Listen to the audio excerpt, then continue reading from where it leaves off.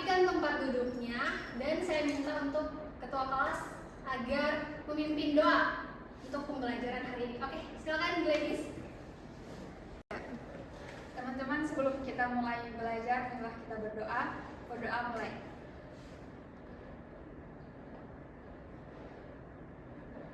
Berdoa selesai. Oke anak-anak, nah pada pertemuan sebelumnya sudah membahas apa itu? Ada yang masih ingat? Masih. Oke, coba sebutkan satu orang. Saya Ibu. Oke, baik. Yang kemarin itu dampak sosial informatika. Oke, baik. Berikan tepuk tangan dulu untuk teman kalian yang sudah mendengar.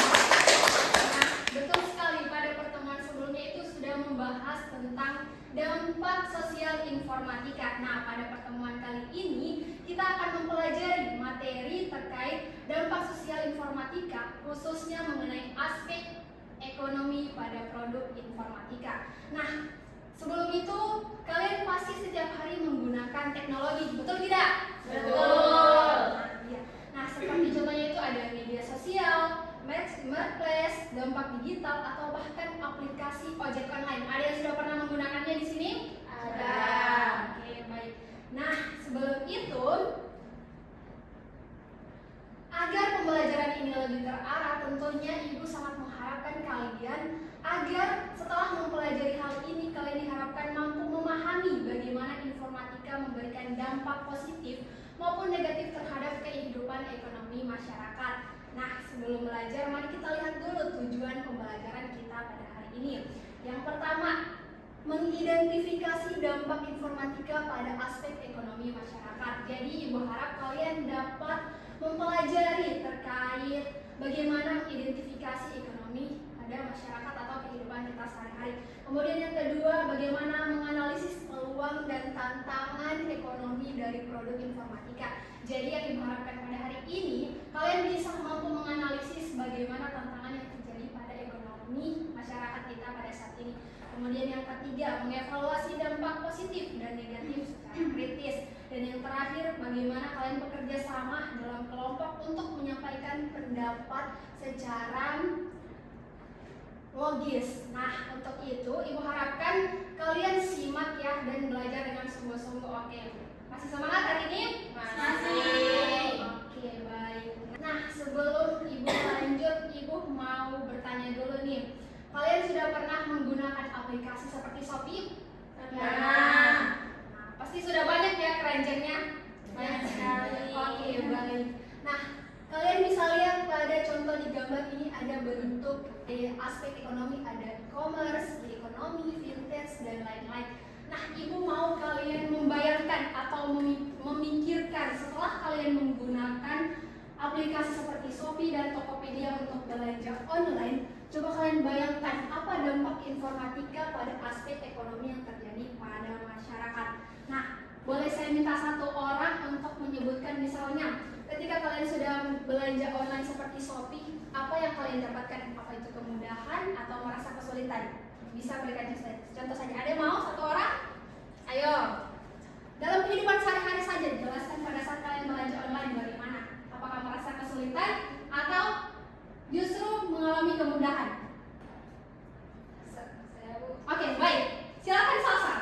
Merasa kemudahan Bu. Oke, merasa kemudahan karena mungkin kita tinggal check out saja ya, terus barangnya bisa sampai. Ya, betul sekali. Beri aplaus teman-teman untuk saudara ini. Oke, baik. Nah, karena kalian sudah membayangkan dan memikirkan apa dan bagaimana dampak ekonomi yang terjadi sekarang, maka kita lanjut. Sebelum itu, agar kalian lebih memahami apa sih dampak ekonomi produk informatika pada kehidupan sehari-hari kita.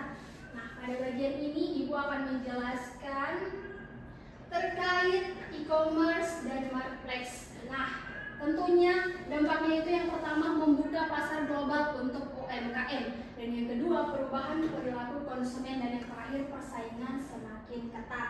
Nah, kemudian ada gig ekonomi. Nah, yang pertama itu fleksibilitas kerja meningkat, rawan tidak ada jaminan sosial, dan kemudian munculnya profesi baru digital.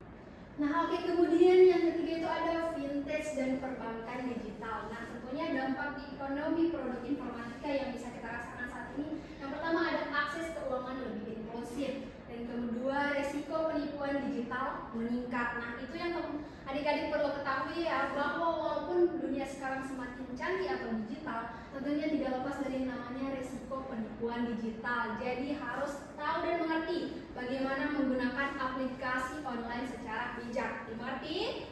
Oke, baik. Dan yang ketiga, ada pinjol ilegal menjadi masalah. Nah, ibu mau satu orang lagi nih menjawab contohnya dari fintech dan perbankan digital itu ada apa saja. Misalnya yang kalian gunakan dalam sehari-hari. Saya menggunakan Dana Ibu. Oke, baik. Ada yang lain? Saya Bu, OVO Ibu.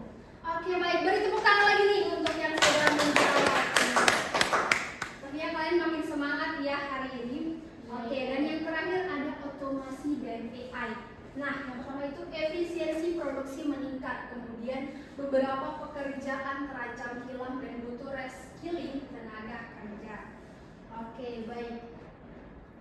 Nah, agar kalian lebih paham dan lebih mengerti dan tidak mengantuk untuk pembelajaran hari ini, Ibu mau kita bermain games hari ini. Boleh dibagi kelompok? Boleh. Nah, pada diskusi kalian ini, Ibu mau kalian membayangkan dan memikirkan bagaimana kehadiran e-commerce seperti Shopee dan Tokopedia lebih banyak merugikan pedagang tradisional atau menguntungkan mereka. Nah, setelah kalian bisa membayangkan dan memikirkan, Ibu mau perwakilan dari masing-masing kelompok agar dapat memaparkan apa hasil kesimpulan yang kalian dapatkan dari hasil diskusi. Oke, dimulai dari sekarang.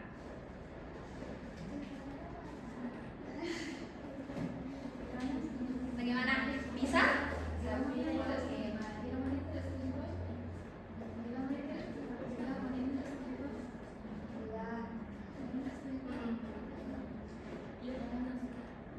Jadi kalian bayangkan saja bagaimana nih pada saat kalian belanja online, apakah dapat merugikan pedagang sekitar atau pedagang tradisional yang ada di lingkungan kalian. Oke, sudah anak-anak? Sudah. Oke, baik. Ibu mau satu dari perwakilan kelompok agar dapat memaparkan dari hasil kesimpulan yang kalian dapatkan untuk diskusi kalian. Oke, silakan dari kelompok yang setuju terlebih dahulu. Bagaimana nih hasil diskusi kalian? Dari hasil diskusi kami berfokus pada peluang dan modernisasi, yaitu pasar lebih luas. Pedagang tradisional bisa menjual produknya ke seluruh Indonesia, tidak cuma ke tetangga atau warga lokal. Yang kedua yaitu hemat modal, tidak perlu bayar sewa ruko fisik yang mahal untuk mulai atau memperluas bisnis. Selanjutnya yaitu naik kelas, yaitu memaksa UMKM belajar teknologi, produk pembukaan digital, dan metode pembayaran non tunai, yaitu cashless. Oke, bagus sekali ya dari hasil diskusi kalian, apa yang kalian dapatkan hari ini. Oke, silakan beri tepuk tangan untuk kelompok pertama. Nah, selanjutnya Ibu mau kelompok yang tidak setuju atau kelompok terakhir untuk memaparkan hasil diskusi kalian.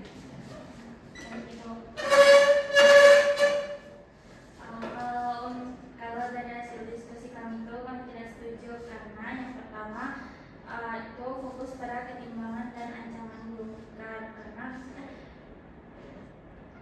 Ya, tidak apa-apa, dilanjutkan saja. Ya.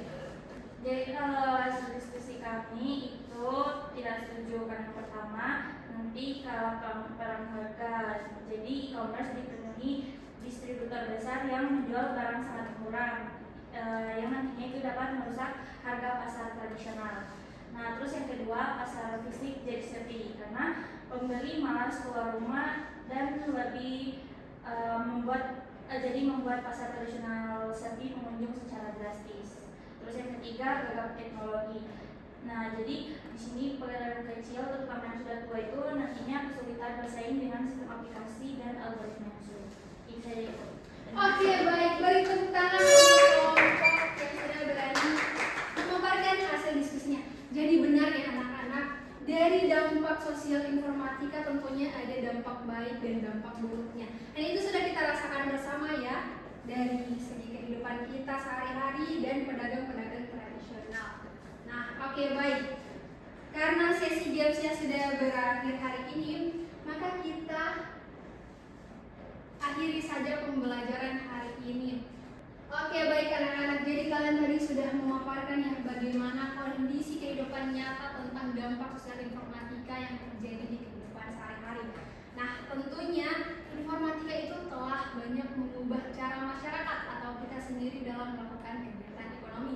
Seperti yang dipaparkan kelompok yang pertama tadi, bahwa dampak ekonomi sosial informatika itu dapat memudahkan kita dalam belanja online, kita tidak perlu keluar.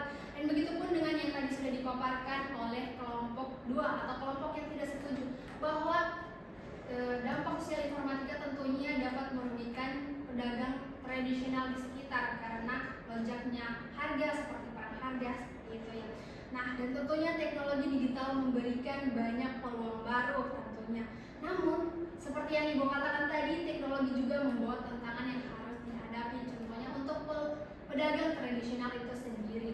Nah, kemampuan beradaptasi dan literasi digital menjadi sangat penting di era sekarang. Seperti itu ya anak-anak? Iya, Ibu. Nah, sekarang dari hasil pembelajaran kita hari ini, Ibu mau kalian menuliskan satu hal yang kalian pelajari hari ini dan satu pertanyaan yang kalian rasa jika ada ya, jika tidak ada tidak perlu, yang masih menjanggal di pikiran anak-anak sekalian terkait dampak sosial informatika. Nah, oke. Dan pada materi hari ini Ibu mengucapkan terima kasih banyak.